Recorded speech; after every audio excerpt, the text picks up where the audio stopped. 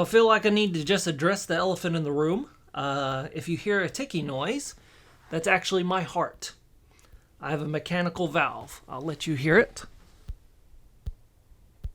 That's not a sound effect added on. That's literally my heart. And today I'm going to tell you about how and why my heart ticks like that. Spoiler alert, it's because I died 3 times.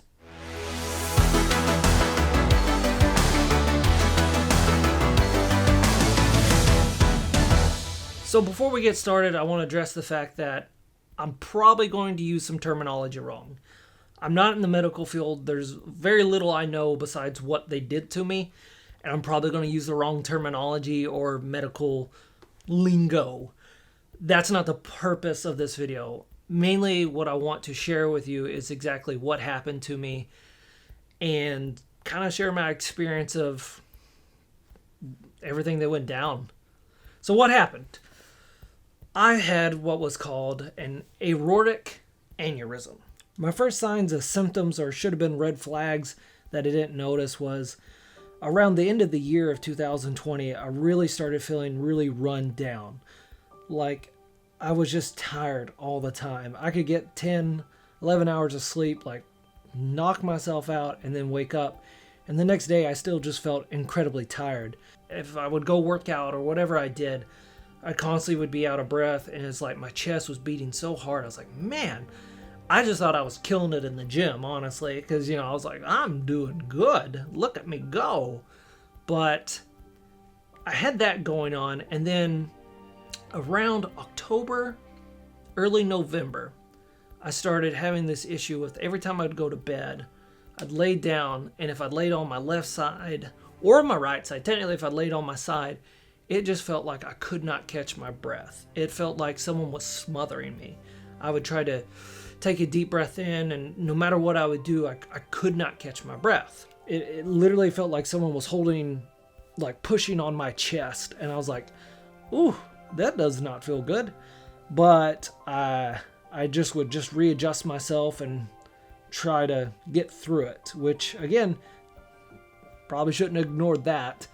But other than that, I felt fine, and I'd gotten so used to constantly feeling run down that it wasn't something that I noticed as much, because I'm like, well, I'm always tired. And I just thought I'm working a lot, and, I was working out a lot, trying to get in better shape, and I just thought, well, I'm just tired. That's all there is to it. All while this was happening, I was seeing my primary care physician, and she kept increasing me on blood pressure medicine because my blood pressure going through the roof.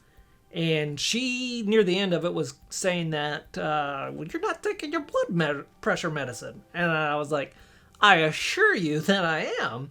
But she said, there's no way your blood pressure could be technically going up higher if you're taking it. And I was like, well, I don't know. So eventually, she just said, well, do you want to do an echo? And I was like, what's an echo? And she's like, they'll look at inside you. We'll just play it for safety and see what's going on in there. If there's anything, like maybe you might have a clogged artery or something. And I came this close to canceling the appointment because I was like, there's nothing wrong with me. I'm just tired. And I was like, I don't want to do this echo. And thank God that I did, because it's been told to me several times that if I hadn't done that, they would have just found me dead in my house, either at sleep or who knows when. So I'm very grateful that I did go to that. And when I did go to get it done, it was the weirdest. It was weird. And when I did go get it done, it was probably the first time in my life I've ever felt scared for my life. Like, to the point where I didn't think I was going to make it. Because the lady was super nice. Super duper nice. And when I went in there, I took off my shirt and she laid me down, explained to me what she was going to do, because I was like, I've never had this done before. And she's like, don't worry. A lot of people come in and get it done just to double check things. She's like, there's probably nothing wrong. We're just going to rule out some stuff. And I said, okay, cool. And I'll never forget, I'm lying there on my side, And I'm actually having trouble breathing because it's the side that, as I mentioned earlier, that I had trouble breathing. And she was saying, "Are you okay?" And I was like, "Yeah." And she puts it on me. She's going up and down with this machine. And she has the audio on it, I guess. And I hear it's going, whoa, whoa, whoa, whoa. Like it's this noise. And I can hear my own heart. And it's going, boop, boop, boop, boop. Like it's not, even to me, I'm like, that doesn't sound very good. Like it just didn't, you see in movies and stuff, people's heartbeats and stuff like that. And I was like, well, mine doesn't sound like that. And she does a lot and goes over me several times. And she just kind of got quiet, and I was just still trying to joke around and stuff. And she said, "Uh-oh," like under her breath. And I was like, "Uh-oh? Who says uh-oh?" And I know she wasn't trying to let me hear it, because it was like she did that, and she immediately got up, and she said, "I don't want you to panic." Which, if you tell someone not to panic, what's your first response? Panic. Because that's what I did. I was like, what? And she goes, "Just stay here. I'm going to go grab a doctor real quick." And I'm like, okay. And I was like, oh, that's weird. So I'm not fully in full panic mode yet, but I'm like a little nervous, thinking like, what's going on here? Is my heart, just skip? Like the wildest dreams, I was thinking like something stupid, like it's just beating weird and they'll have to put me on medication or something. The doctor, the cardiologist they have there, comes in and he proceeds to explain to me that my upper aorta above my heart is swollen, and says that it's 6 times larger than what it should be. And I was like, is that bad? And they said, yes, it's very bad. And then they proceeded to tell me if I didn't have surgery within the next 48 hours that I was going to die. And I said, oh, that's not good. And so I called my mom, who my mom and dad, ironically, were on their way to Tunica to go gamble because, it was their anniversary. And so I tell them I'm at the doctor's, and they just told me I'm going to die. And mom, thinking I'm joking, is like, "Don't play." And then I just start crying. And I just said, they're telling me all this stuff is wrong with my heart or above my heart. I don't quite understand. And they take me over and they do a CT of my chest. And then I'm in like this little, it's like my own ER waiting room. They prick me, I got the IV in me and everything. And, I'm freaking out. And then mom and dad turn around. They're on their way to the hospital. And my mom gets there. And they take her into the room away from me because they don't want me hearing this. And I see my mom's face look at me. And I'll never forget it. She just starts crying. And I'm already pretty upset. And she comes in and says, "They're going to fly you to Memphis." And I said, "Oh, I don't want to fly to Memphis." And they go, "They already got a helicopter on its way." And I said, "Is it that bad?" And she looked at me and said, "Yes, it's very bad." They said, "We're going to fly you to Memphis." And that was the plan. And they can do surgery on you tomorrow. And I was like, tomorrow? Like no game plan? I was like, and then I just started begging them, just let me go home. Just let me go home. Because if you know me, you know that I am a huge animal lover. I have 2 dogs. Like, they are my world. They mean the world to me. And I was begging them to let me come home because I really wanted to tell my dogs bye. Because that morning when I left, I don't know if you do this, if whenever you leave your house, I always tell my dogs a time. I was like, I'll be back at 4. And like, they're not going to know the time, but I always say, I'll either be back before dark or, I like to leave lights on in the house when I'm not home for them. But if I'm coming home before it's going to be dark, I don't leave a light on. So I was begging them to please let me come home so I could tell my dogs what was going on and leave a light on, get food for them and stuff like that. And the doctor looked me straight in the face and said, son, if you don't have a surgery and we don't get you somewhere who can operate on you, you'll never be able to talk to your dogs again. And I was just, oh my gosh, like that sucked. That really sucked. So they fly me to Memphis. But once I arrived in Memphis, all that changed. So they started doing tests on me in Memphis, the same tests they were doing here, but they were doing more extended tests. If you're a medical person, you probably know what this is called, but I can't recall what it is. But they were putting dye inside me, and they put me in the CT machine so they could check like my arteries to see what was going on and things like that, and then x-rays and just a butt ton of tests. The doctor there comes in and starts talking to me and said, there's more wrong with you than what they thought. And at that point, I'm like, what else could be technically wrong if already I've been told, I got like 48 hours. And he says to me, he goes, there's a valve that opens and closes. And it is completely blown off. And I was like, what does that mean? And he's like, it's hanging on by a thread. And he said, quite honestly, it's a miracle you're alive right now. And I was like, oh, cool, And they also diagnosed me with Marfan syndrome. Now, a little fun fact about Marfan syndrome.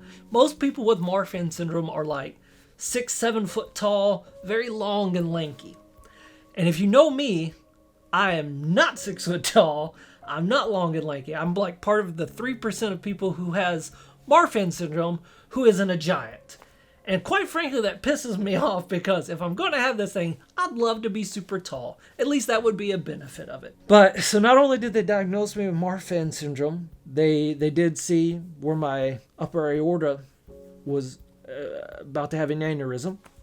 But they noticed apparently below my heart, again, I don't know a lot of medical terms, but below my heart was I'm just going to be stupid with it, but like the tube coming out of my heart wasn't even fully connected. The way they explained it was like, here's the tube and here's this, and they weren't connecting. Like, blood was just squirting out in my body, and just enough was getting through to keep me alive. And to hear that, it's like, sweet, I guess. And then the top part, the actual valve on my heart that opens and closes, was, the way they explained it to me, was almost blown off. Like, there's barely a flap on there. And again, that's like oh, okay. And I'm like, this is piling up pretty big. After they reviewed everything that was wrong with me, they realized it was more complicated than what it first appeared. And there was several things that, due to like a birth defect, that wasn't even connected correctly. And literally, I had blood at the bottom of my aorta coming out of my heart. It was just squirting out blood, and it was not good, of course, because why would it be? Now, to give you a time reference, this was when the big ice storm came through, if you remember, in February. And this was 2 days before it happened. And so that doctor in Memphis was calling around other hospitals that were known to do this surgery. There's one in Houston, Texas. There's one in Connecticut. And I think there was one in like Arizona. I'm not sure. But we chose the Houston one because they said it was the world's leading surgeon who could do this. And they actually had an opening. And I'll try not to get too religious with this, but I truly believe that it was an act of God, because there's no way I should have been able to get in. But they had an opening. And the only reason they had an opening to do this surgery the day that I was going to have it done is because of the ice storm coming. They had a whole team put together to do this surgery on a prince from Saudi Arabia was coming in. Like, they'd already had a plan. He wasn't going to have this exact surgery, but he was going to have a heart surgery done. And they'd canceled because they said, hey, we see the weather that's coming early this week, we're going to wait till it's done. So they had the whole team already put together in Houston. And they said, if he can be here tomorrow, we'll do the surgery tomorrow. And within like an hour, they had me on a plane from Memphis, a little, one of those planes again. Here I am strapped to the thing again. And they fly me to Houston, Texas. And I get there. My mom, actually, they let her ride in the plane with me. And I won't get too far into it because that's her story. But once we got there, I gave her my phone on the Gertie as they're wheeling me in because they're going to take me in there. And because I had my insurance card and all that jazz. So I gave her all my wallet and my cell phone so they could get me like put in the system or whatever. And they carry me to my room. So I don't have my phone. I don't have anything. And they get me to my room.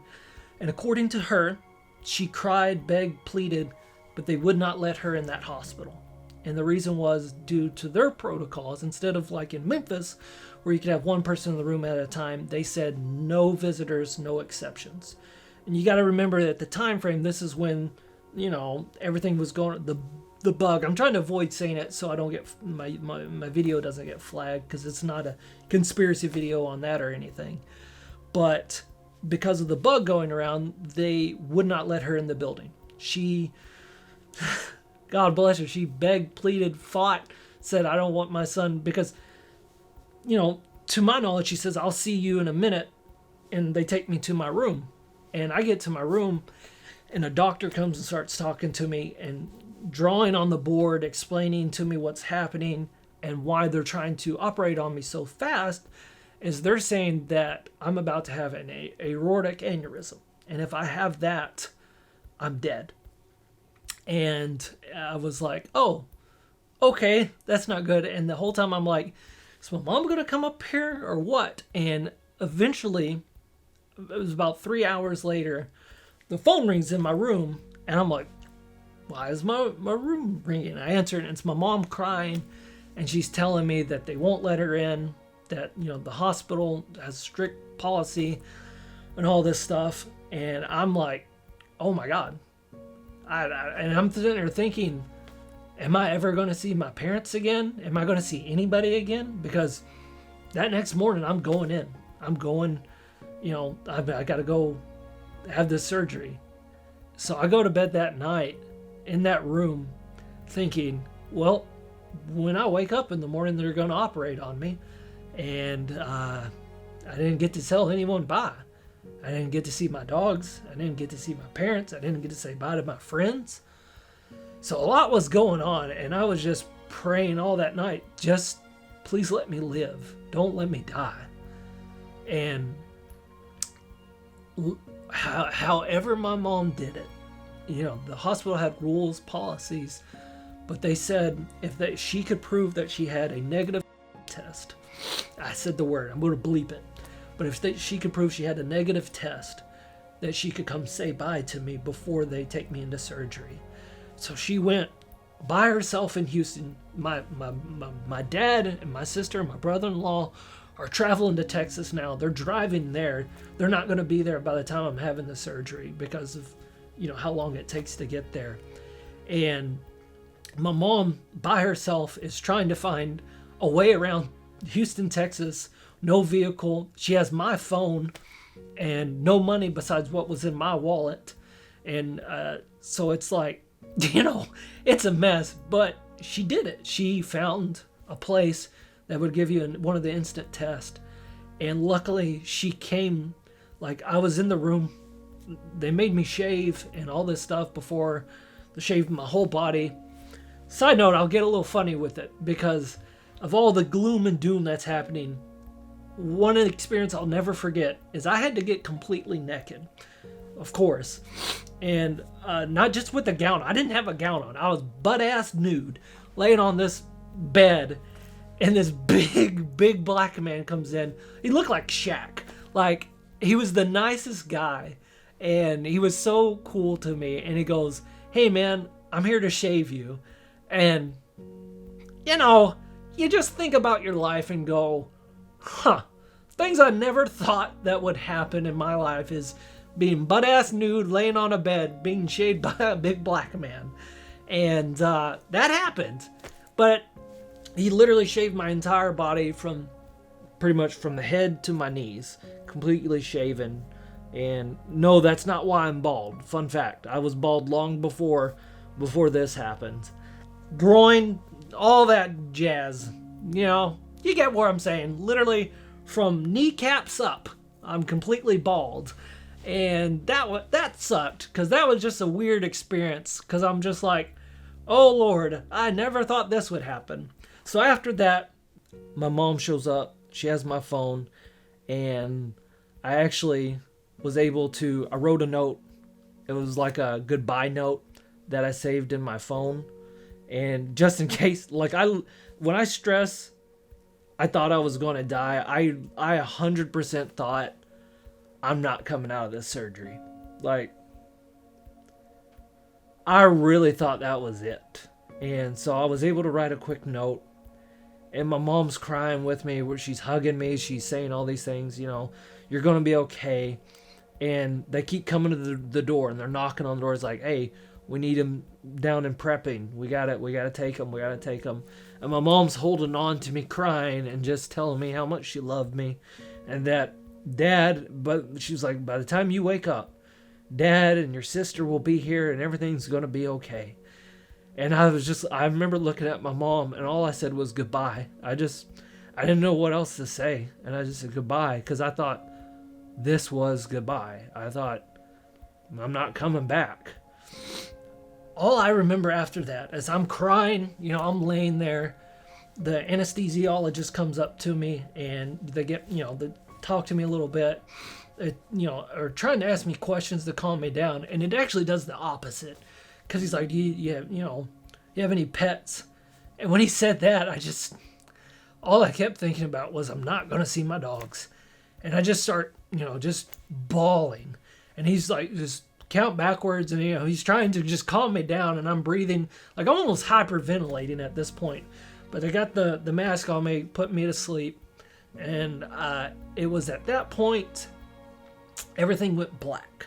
I remember hearing things, but not being able to see. It was like utter darkness, but I could still hear.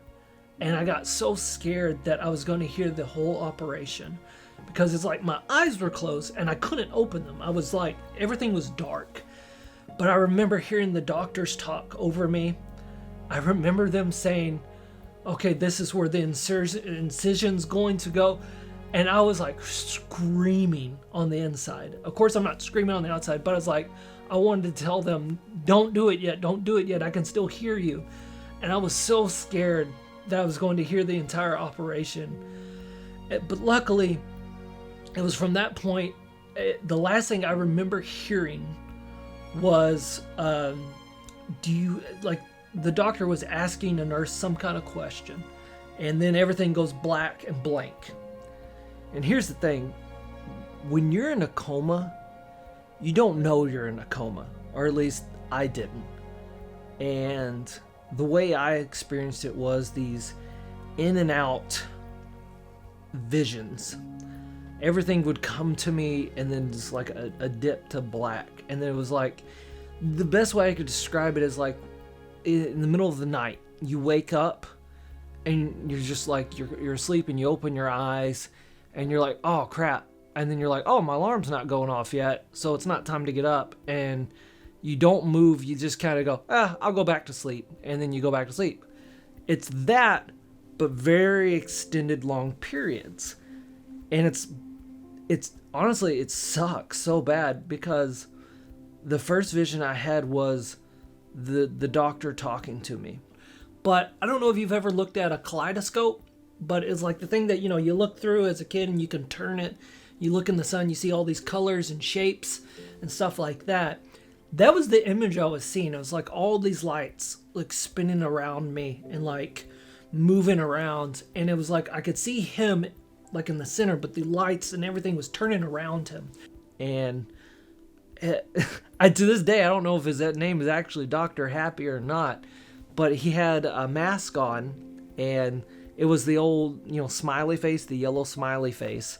And I remember him looking down at me, and it was like I was looking straight up, and he was going, Phil, this is Dr. Happy. Can you hear me? Can you hear me? And it was almost annoying because all I kept hearing was just him saying my name over and over again. And I thought I was saying yes, because I was like going, oh my God, shut up. Like, yeah, I can hear you. You're right in front of me. But I apparently wasn't. I was just frozen. And then it was almost like a first-person video game. Like, I don't know if someone moved my head or what happened, but my vision was my hands, and they were open, and he had put his finger and put it in my hand and said, Phil, if you can hear me, squeeze my hand. And I heard him, and I was like, okay. But my hand didn't move. And it was like I was looking down at my body, and it was almost like I was looking down at my body, but not through my eyes, almost like above me. Like it was like I was looking, like I could see my body looking at my hand almost. It was surreal. And he was like, squeeze my hand. And I was like, I'm trying. But it's like I could see my hand not moving, but I'm sitting there telling my head and my brain, squeeze it, squeeze it. And I couldn't do it. And then put it in the other hand, try that again. And I remember him talking to the other doctor saying, we're not getting any brain activity. I would like to do a scan of his head. And I remember thinking, wait a minute. Like, I was sitting there in my head going, like, guys, I'm here. I can hear you. Don't do anything crazy. And then it's like, from that, it goes to black. It was like I fell asleep again, or however you want to think of it. But it's like everything goes to black. And then the next thought that I remember happening is I'm inside of the CT machine. And I was very confused at first because like, this is what they did to me in Memphis. And I was like, was all this a dream? Was this a nightmare? Like, and a part of me is almost like, oh, cool, this didn't even happen. I'm just, something weird happened in the machine in Memphis. But then I realized I couldn't move. And they had my arms up like this. And I'm in the machine, and they're not talking to me. They're just talking to each other. But I heard everything they were saying. And they're like, I remember Dr. Pan saying to Dr. Happy, I know you're going to think I'm crazy. And he goes, no. And he interrupted him and goes, I would never think that. But he goes, I'm afraid he doesn't have any brain activity. And I found out why they thought that was later on. I had technically flatlined 3 different times during my operation. Again, I found this all out later, so I'm kind of jumping ahead. But this is what my parents were learning, that my 8 to 10 hour surgery ended up being 12 hours. And the first part of my surgery, I actually did die. I had the aneurysm they were fearing happened. I had, it happened. I had an aortic aneurysm. And if you want to know my odds, by all means, Google them, and they're not great. And statistically, I shouldn't be here right now. Not a lot of people live through an aneurysm. And they told me later, I found this out later, I know I'm jumping around a little bit, but that if they hadn't already had me cut open and were about to operate, there would have been no way I would have survived. Just because when the aneurysm happened, it was like perfect timing that they could fix everything, And so the first 3 hours of my operation was them just trying to keep me still alive because I had already flatlined from the aneurysm. And luckily they did. 2 other times I had lost too much blood. I bled out, and they had to give me 3 different blood transfusions. And the fact that I'm here is beyond incredible. And I'm so thankful for that. But what I didn't know was they were telling my parents that when I wake up, if I wake up, like that's how if I wake up, there was a good chance that I might not be all there. And I don't mean that in a jokey way, but it's like there was a good chance, like without them being able to see brain activity, that I was going to be handicapped. And that I wouldn't be, they didn't know. And that's how they were giving my parents all the worst case scenarios. And to me, it felt like hours. But to everyone else, it was days and ended up being weeks. And, but going back to where I was, I remember them doing a scan of my head. And then the next shot, it's called a shot because it feels like a movie, like when you dip to black and come back out.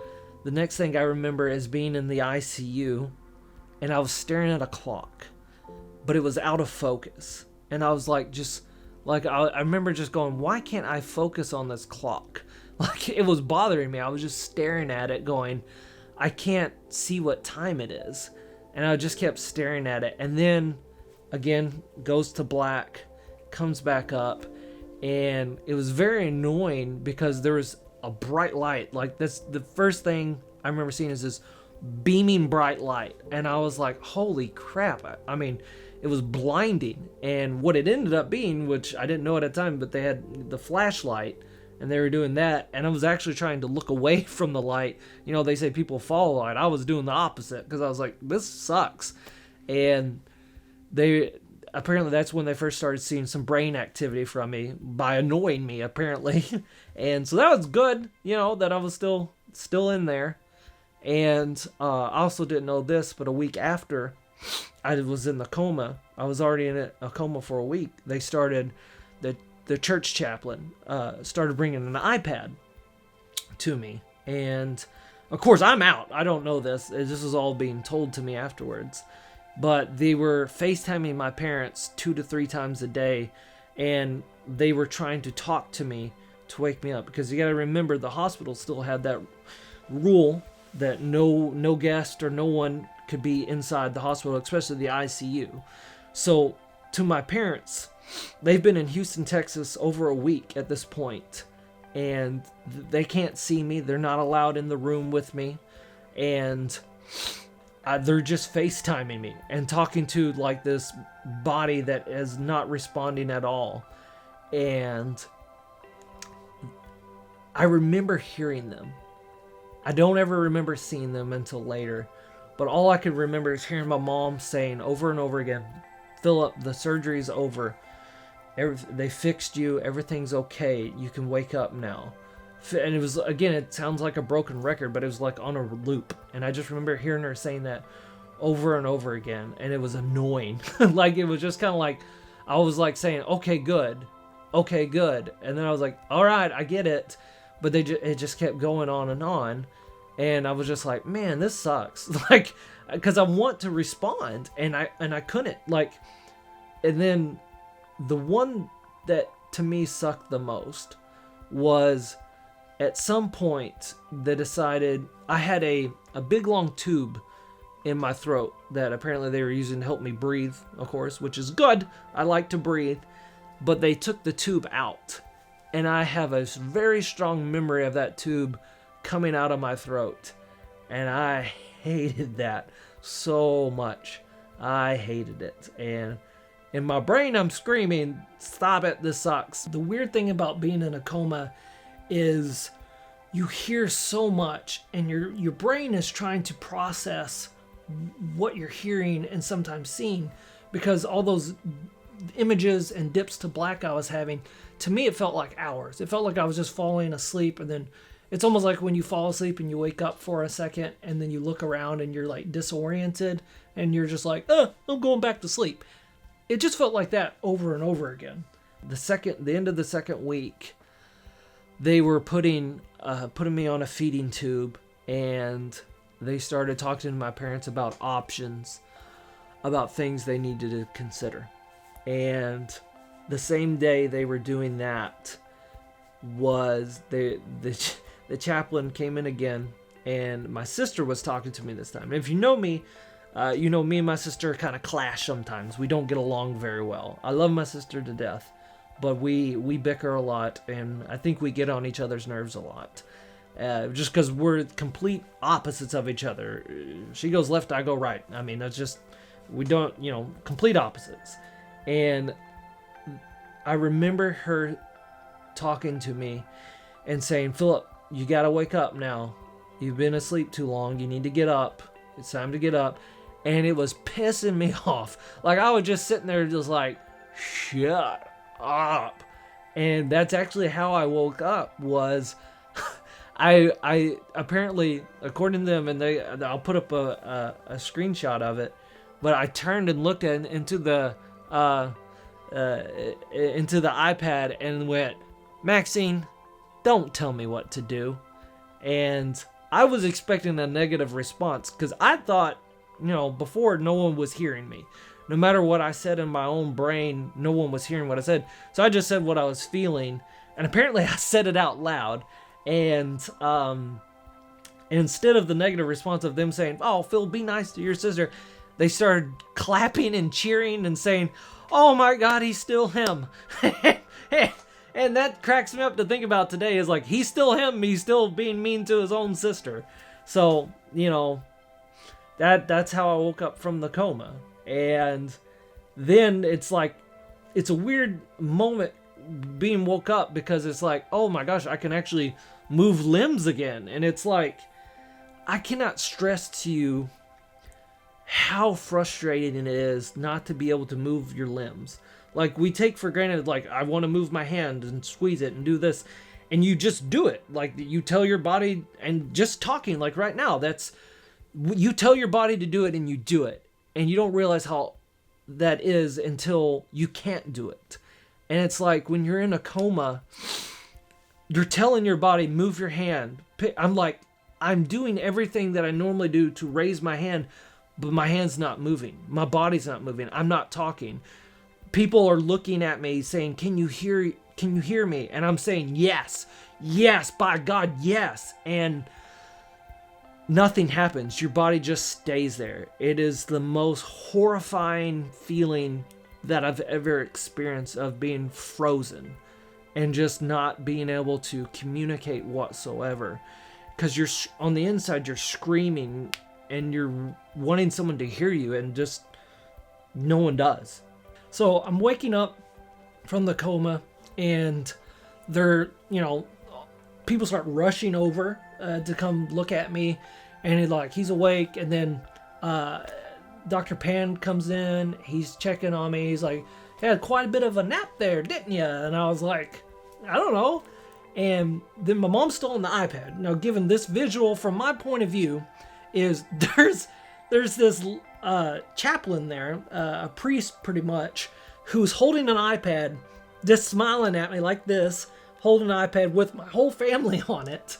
And then there's like 2 or 3 nurses and a doctor, and they're like touching my vitals and all this stuff. I'm like, what in the hell is going on here? And my mom over the iPad's going, honey, I don't want you to freak out, but you've been in a coma for 2 weeks. And I go, what? And I'm thinking they're screwing with, I'm like, they're messing with me. I wasn't in it, but I was. 2 weeks of a coma. So, and it was like that realization of, oh no. And side note, going into, again, this will give you perspective of the time, I was very excited because they were going to release the Justice League trailer for the Zack Snyder cut. And I really wanted to see that. And I was also worried before my operation I would not be able to see the Snyder cut. And I really wanted to see that. And during my coma, they released the trailer. And I was very excited because I was like, oh, cool, I don't have to wait for the trailer. It's already out. But I didn't have my phone, so I couldn't watch the trailer. So I was like, the nurse, when she'd come by, I was like, have you seen the Zack Snyder Justice League trailer? And she's like, no. And I was like, oh, okay.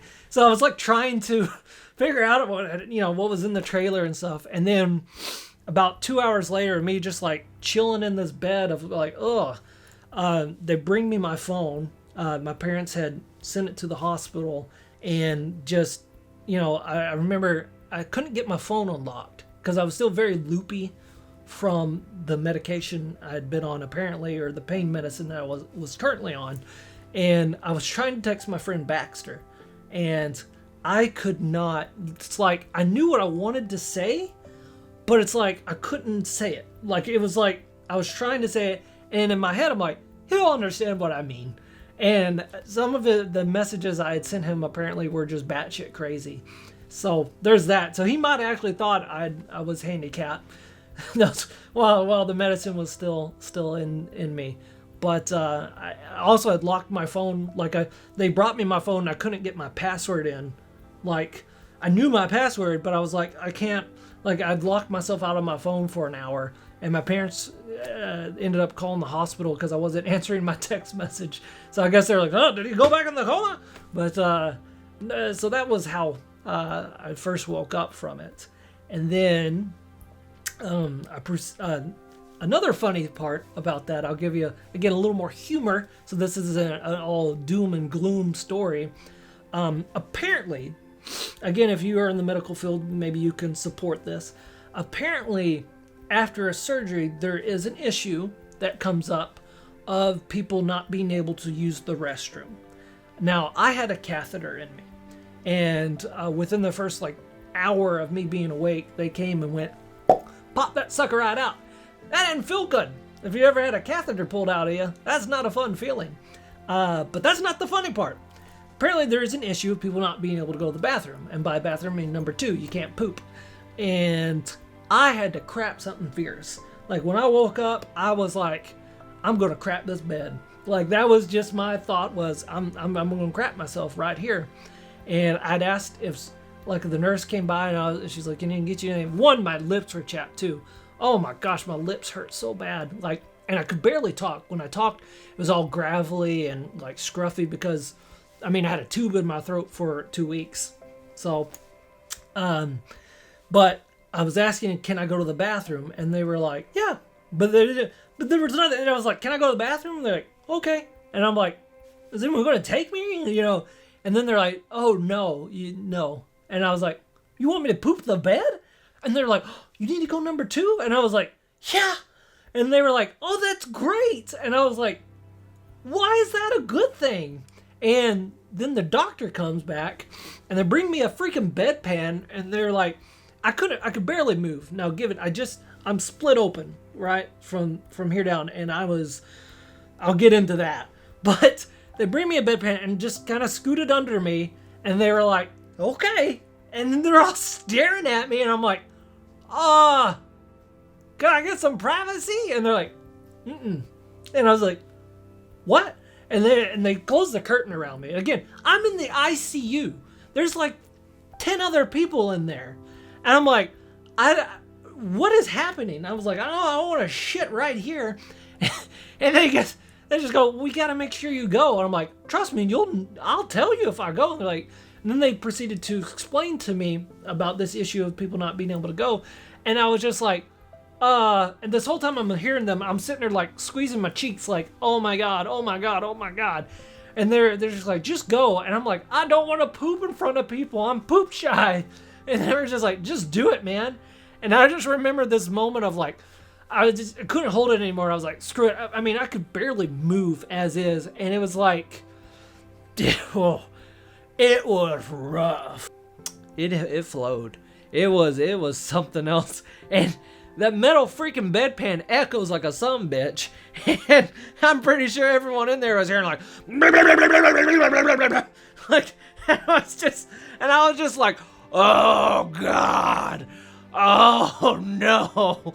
And at first I was trying to conceal it where I was like, oh, please don't make noise, please don't make noise.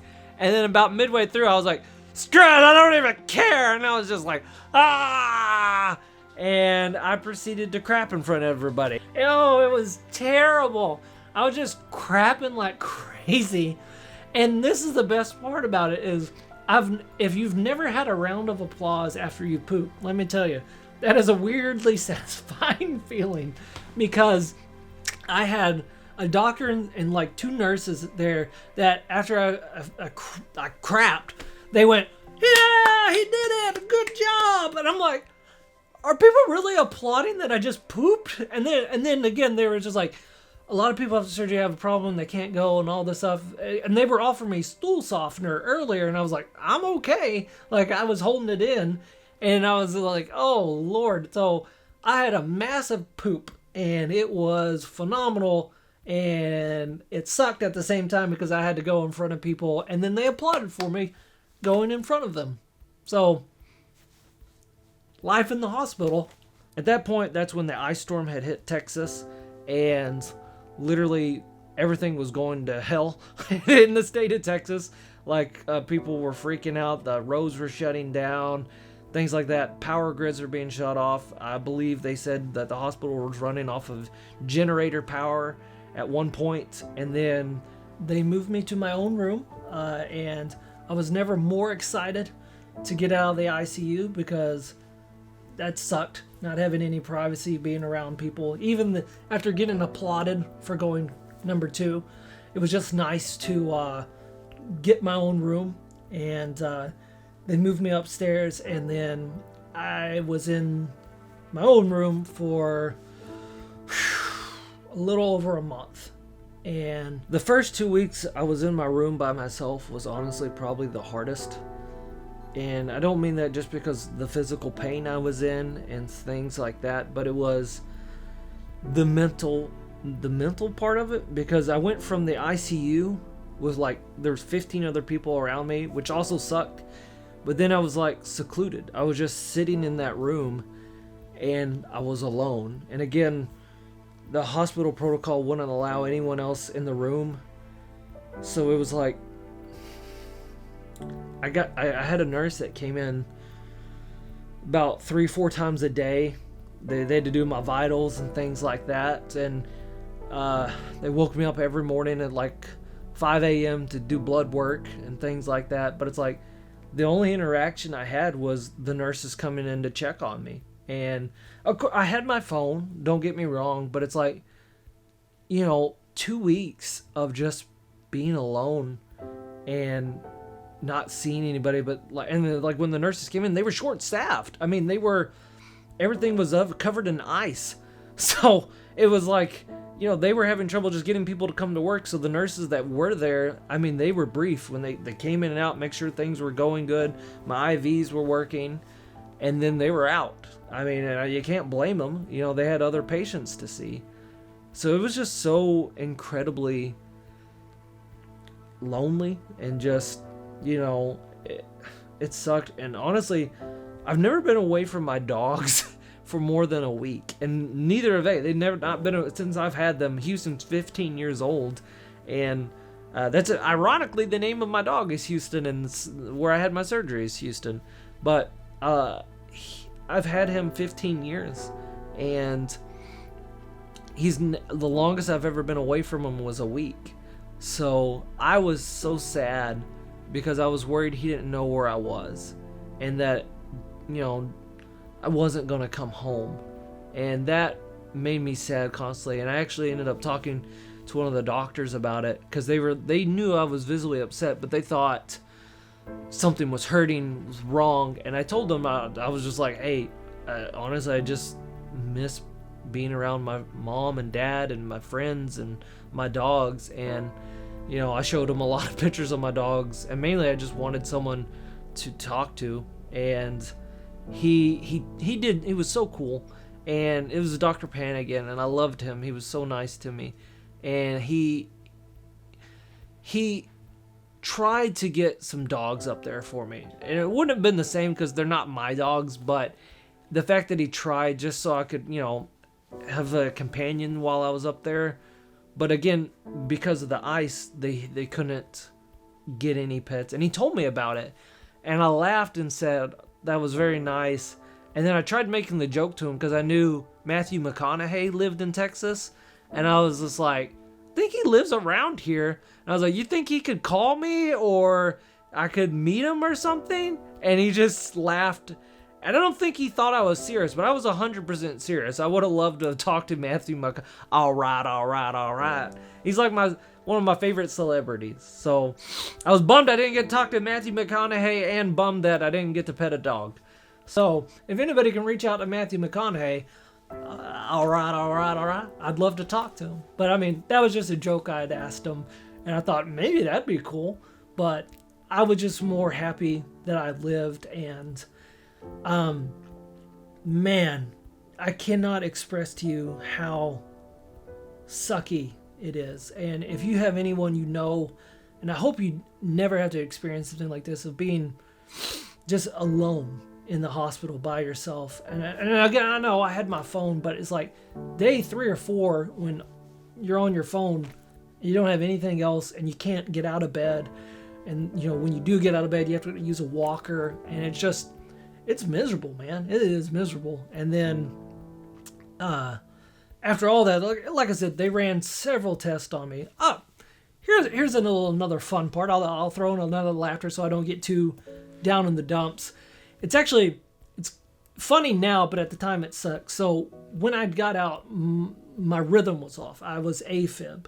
And so what that means is, to my understanding, is my heart was not beating consistently. It was like boom, boom, boom, boom, boom, boom, something like that. So they were giving me a lot of potassium, like potassium supplements, and like these pretty much shots that tasted like pure piss. Like, they were terrible, but they're like, there's high doses of potassium to try to get my heart back into rhythm. That wasn't working. So they said they were going to shock it back into rhythm. And I was like, shock it. And so one of the days they came and got me and wheeled me downstairs to this room. And it looked like a torture chamber, right? So I get into this room and they explain to me what they're going to do. And I'm like, oh no, this sucks. I don't want to do that. And I'm like, you shouldn't have told me. Like, again, if I could stress anything in this video is, I don't like to know. I don't want to know what you do. Just fix me. And don't tell me, because I don't like to know. But they're like, we're going to put a camera down your throat, look at your heart, and then we're going to put these pads on your chest and your back, and we're going to shock you and wait for your heart to stay in rhythm. And I was like, I don't want to do that. And they're like, you're gonna. And I was like, okay. So they like torture chamber strapped me down to the bed. Like, there's, the pads where they like have you tied down and stuff. And I was like, I don't like this. They got me tied up. They put a rubber ball in my mouth that the rubber balls, and it's like tied in the back. It's a big red ball, but it has a hole in it. And they use that to put the camera down my throat. And they gave me medicine to try to, I won't forget, they said, you won't remember any of this. Let me tell you something. I remember all of it, every second.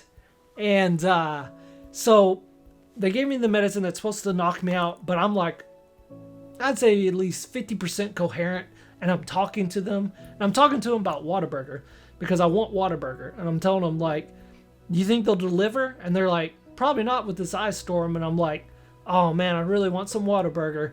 And they're like, yeah, okay. But then it's like, they told me, because I'm strapped to the bed, right? And they said, slap your thigh, because it's like right there beside me, if you can feel it while we're doing it.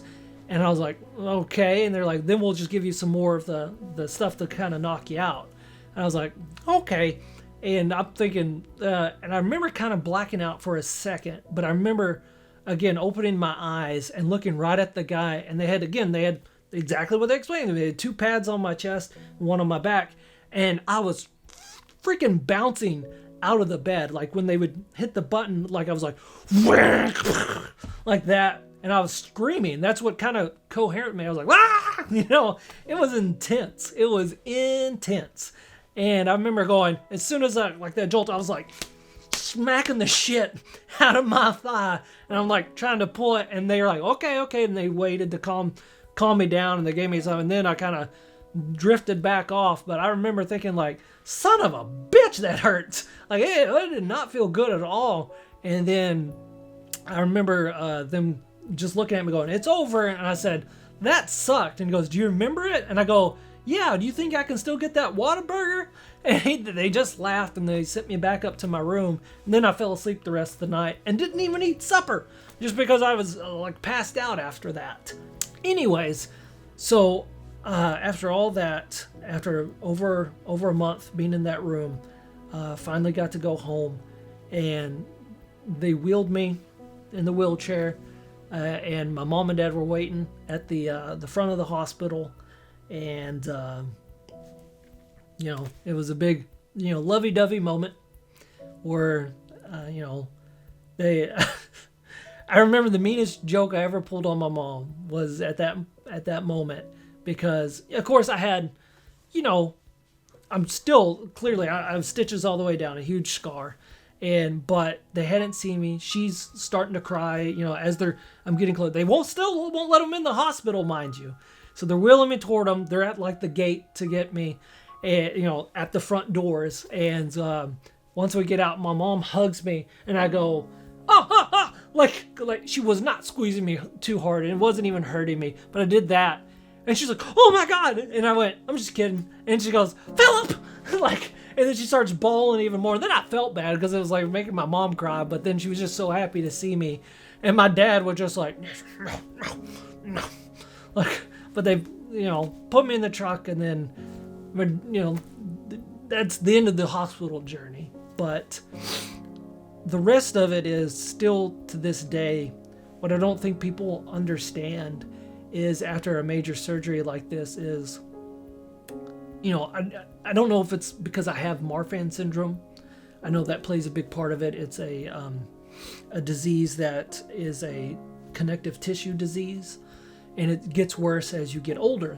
But since my surgery, which has been a year now, there's not been a day that I don't wake up and I'm not in pain. And I don't say that to try to get sympathy or to be like, oh, you know, whatever. But it's like, it's serious. It's like, at the beginning of the video, you heard my heartbeat. I hear it every single day. I hear it every single second, technically. I know when my heart rate gets up. I know everything about, you know, literally if I get too excited, I can hear, and that's just my heart beating fast. I feel it. Like here recently, I've been seeing a new cardiologist because trying to get my medicine sorted out, just because the medicine I was taking was causing me lots of bad side effects. One being that the pressure felt like my heart was going to beat out of my chest. It was just too painful and hard. But it's like the pain that I feel every day, it isn't like, oh my God, you know, like a heart attack pain, but it's like constant aching. I have, to this day, still the metal stitching is holding my chest together where they sewed me back up. And on really cold days, boy, does that hurt. You know, it's like it's almost like you know when you get a cold and your body just aches, minus the sniffles. That's kind of how I feel every day, where it's just like I'm constantly in pain and aching. And I have good days sometimes, and I have bad days, clearly. I mean, like today's a pretty good day. That's why I chose today to film. But it's like, boy, on the bad days, it's bad. Like, there's just times where it's like, I just go to roll out of bed, and it's just like, you hear the crunch, you know, and it's just like, oh no. And then there's certain ways I can only lay now because of it. And just like, I still can't lay on my left side. And they have a diagnosis for that. And it's pretty much the deal with it. Lay on your right side.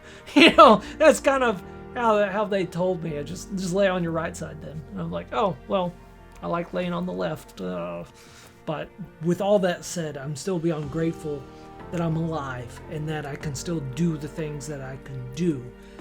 And so, again, that's what this channel is for. That is what I'm going to do, is just have a creative outlet.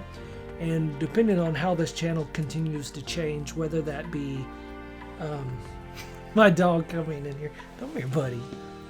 Oh, goodness. This is Houston. This is who I'm grateful for. My big boy. But I guess I'll just wrap this up. I'm so beyond grateful for every single person in my life. I'm grateful that I have this outlet. So if you want to like and subscribe, by all means, I'll use the guilt to try to get you to like and subscribe. Comment down below if you know anybody who has had heart surgery, or reach out to me if you want me to talk to someone who's going to go through this or needs help. Because trust me, I've been through a lot. And I'm happy to be alive. And hopefully I can give some kind of entertainment and not miss any more weeks of posting. And evolve this channel into something that hopefully is creative and fun and entertaining. Anyway, see you next week.